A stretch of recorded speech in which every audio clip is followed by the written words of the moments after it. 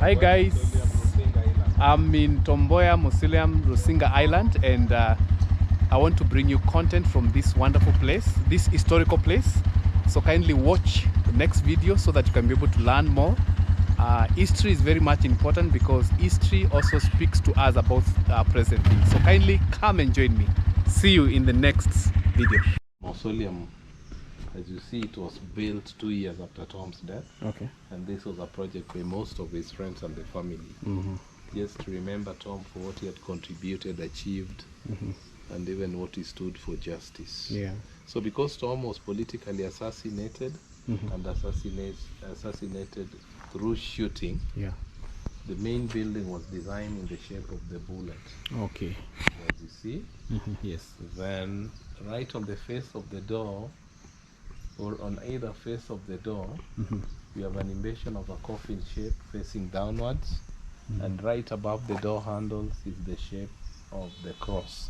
Tom had been a devout Catholic faithful. So we have a few of Tom's collections, what he gathered as mementos, awards, honors, artifacts, displayed into the hall. Then we'll have a look at the same maybe a bit later. Sure. Right close by, we have a white man's grave. Okay. This white man was Tom's very close friend.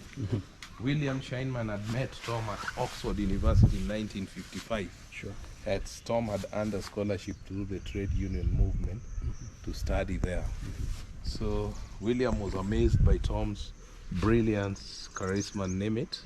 So he connected the same to a committee back in the US then called American Committee on Africa, which included the greats like Martin Luther King, John F. Kennedy, Harry Belafonte, and others. So when Tom completed his education at Oxford, he earned a scholarship, a chance through the American Committee on Africa to visit the US for the first time. So while in the US, Tom would have a lot of discussions on the African cause with the same leaders. So William would remain a very close friend of Tom. And remember, Tom initiated a grant project which was called African American Student Foundation, or the Airlift. Through the Airlift, Tom would enable bright but needy African students earn scholarships and study in the US colleges and universities, and would later come back and help in building the young nation Kenya. Among the beneficiaries were Obama Sr., Wangari Maathai, just to mention a few. So out of this friendship, William would later amaze the whole world when he wrote a will to the effect that in death, his remains would be cremated back in the US, so that part of his ashes are flown to Kenya, and they end up being buried close by as friends. So it happened that Tom was killed in '69 through the assassination. William lived for another 30 years after Tom, right from '69 to '99, but he still kept the friendship. He would be a frequent visitor of this family, mainly on Tom's anniversaries every year, and would also keep an eye into the project that Tom left incomplete. So his last visit here was in March '99. Upon return home, William died out of natural causes. As per the wish and the will, his remains were cremated and part of the ashes were flown and interred here. So initially his family would come, but now as COVID struck in 2020, they stopped coming. What we do today as a family is just holding a low-key memorial in his honor every 24th of May every year. But Tom's anniversary remains the greatest event on 5th July every year. So right on the other side we have other graves. The family of Liege, Tom's father, chose to have a family graveyard where Tom's kin and siblings who have passed on are laid to rest. So Tom had a very young family by the time of his death. This was under the wife, Ambassador Pamela Mboya, who lived or resided within Tom's first house. Later they moved and built a more modern house. But now, through traditions, they had to be relocated to a place of their choice so that they could have their own homestead. Today, as you drive or travel to Homa Bay town, there's a place called Lambwe Valley. Along that road is a large homestead that belongs to the Mboyas today. It's at the same place where Pamela was buried when she passed on in 2009 out of natural causes. But also, Tom's very firstborn son a late lawyer by the name Peter Mboya, who died in a sports bike accident in 2004, was also laid to rest in the same compound. So right in the hall, we'll be seeing a few of Tom's collections in terms of mementos, awards, honors, and name it. Sure. But learn that on either side of the door is an invention of a coffin shape facing downwards, and the cross. Tom had been a devout Catholic faithful. So you must have realized as well that the shape of this gallery building was designed in the shape of a bullet, merely because Tom was killed by the bullet. We're now right into the hall, and what meets our eye first is Tom's signature portrait. This is a very common one, and Tom had taken this some weeks to his assassination. Right here is a caption on Tom's biography, so that's very important for learners. And you can be, we have what we call the wooden stool. This is what Tom sat on one occasion when he was made a Luo elder. Being a statesman, he would visit different Kenyan communities. Kambas are the best in wood carving, so these are some of the gifts given to Tom from the Kamba community when he paid them a visit. The Kisses is a community in Kenya that perfects the art of stone carving.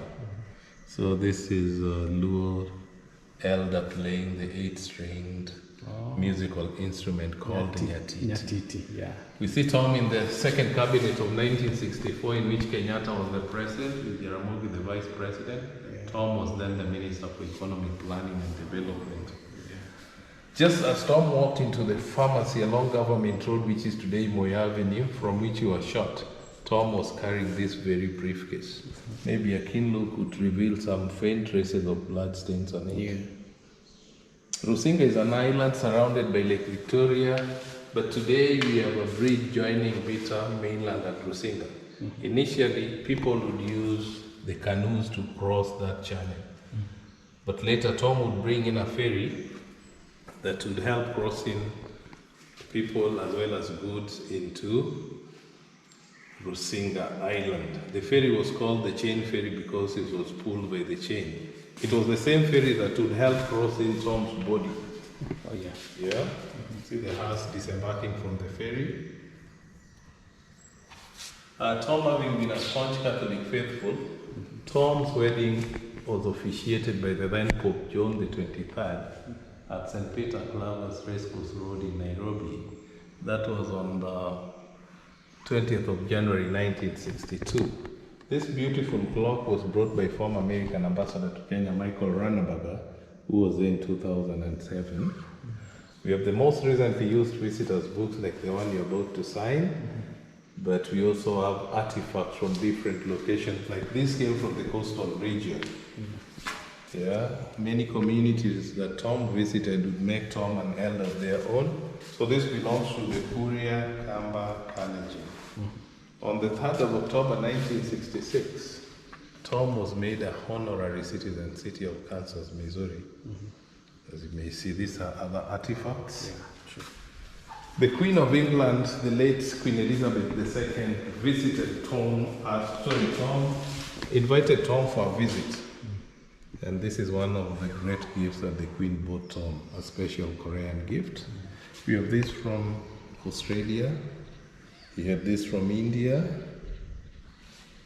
This from Italy. But down here, the cannonballs, Tom would play that game called bowling on his free time. On his first visit in West Africa, he went to a country called Guinea-Conakry, where he was also made an African elder, and he had that as a traditional accompaniment. Up here, Tom had been a student of Oxford University, so being a top-notch student, he won the emblem of Oxford as an award.